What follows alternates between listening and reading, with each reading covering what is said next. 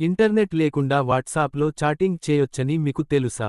మీ data leak అవుతుందని మీరు అస్సలు భయపడకండి, ఎందుకంటే ఇది ఫుల్ సెక్యూర్గా ఉంటుంది. ఇప్పుడు నేను చెప్పే ఈ ట్రిక్ మెటా నుండి వచ్చింది, అస్సలు భయపడకండి, మీ డేటా సెక్యూర్గా ఉంటుంది. అది ఎలాగో ఇప్పుడు చూద్దాం. ఈ రోజుల్లో అందరూ స్మార్ట్ ఫోన్లను ఉపయోగిస్తున్నారు. వాట్సాప్ మెసేజింగ్ యాప్ లేకుండా స్మార్ట్ ఫోన్లు లేవంటే నమ్మశక్యం కాదు. ఉదయం నుండి రాత్రి వరకు అందరూ వాట్సాప్లో మునిగిపోతారు. అయితే ఇంటర్నెట్ లేకుండా వాట్సాప్ను ఉపయోగించవచ్చని చాలా మందికి తెలియదు. మీరు ఒక చిన్న ట్రిక్ను అనుసరిస్తే మీరు దానిని ఉపయోగించవచ్చు. మీరు వాట్సాప్ ద్వారా ఆన్లైన్ చాటింగ్ మరియు మెసేజెస్ పంపవచ్చు. దీనికి వైఫై లేదా ఇంటర్నెట్ కనెక్టివిటీ అవసరం లేదు. ఇంటర్నెట్ లేకుండా వాట్సాప్ను ఉపయోగించడానికి ట్రిక్ ఏమిటో తెలుసుకుందాం. మీరు ఈ ఫీచర్ను మెటాలో మాత్రమే కనుగొంటారు.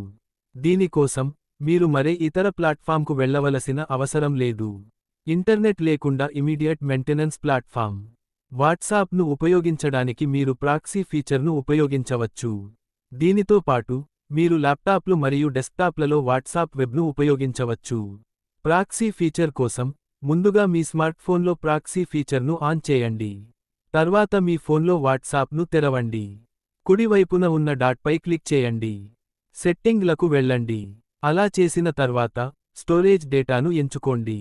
అక్కడ మీకు ప్రాక్సీ ఎంపిక కనిపిస్తుంది. ప్రాక్సీ చిరునామాను నమోదు చేసి సేవ్ చేయండి. ప్రాక్సీ చిరునామా సేవ్ చేయబడినప్పుడు గ్రీన్ డాట్ కనిపిస్తుంది. ఇది మీ ప్రాక్సీ చిరునామా కనెక్ట్ అయిందని సూచిస్తుంది. ప్రాక్సీ ఫీచర్ని ఉపయోగించడం వల్ల మీ ప్రైవసీ ప్రొటెక్షన్ ప్రభావితం కాదు.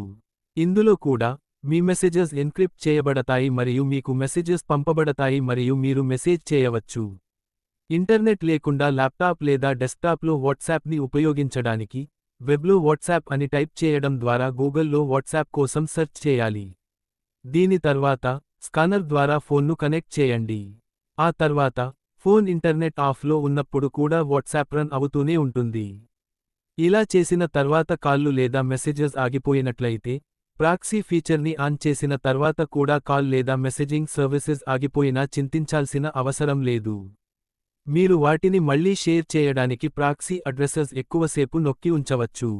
దీని తర్వాత మీరు కొత్త ప్రాక్సీ చిరునామాను క్రియేట్ చేసుకోవాలి. అంతే, ఇది చాలా సింపుల్. ఇప్పుడు మనం నాకొచ్చిన కమెంట్ చూద్దాం. కామెంట్ చేసింది రామాంజనేయులు గారు. కర్నూల్ జిల్లాలో వీరంపల్లి గ్రామంలో బిఎస్ఎన్ఎల్ 4G సిగ్నల్ రావట్లేదు, ఏమి చెయ్యాలి అని అడుగుతున్నారు.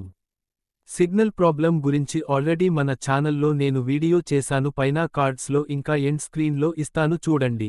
మీక్కుడా ఏదైనా డౌట్స్ ఉంటే కమెంట్ చేయండి, రిప్లై ఇస్తాను. ఈ వీడియో మీకు నచ్చితే లైక్ చేయండి, అలాగే ఇలాంటి వీడియోస్ మిస్ అవ్వకూడదంటే మన ఛానల్ సబ్స్క్రైబ్ చేయండి, ఇంకా బెల్ ఐకాన్ యాక్టివేట్ చేసుకోండి.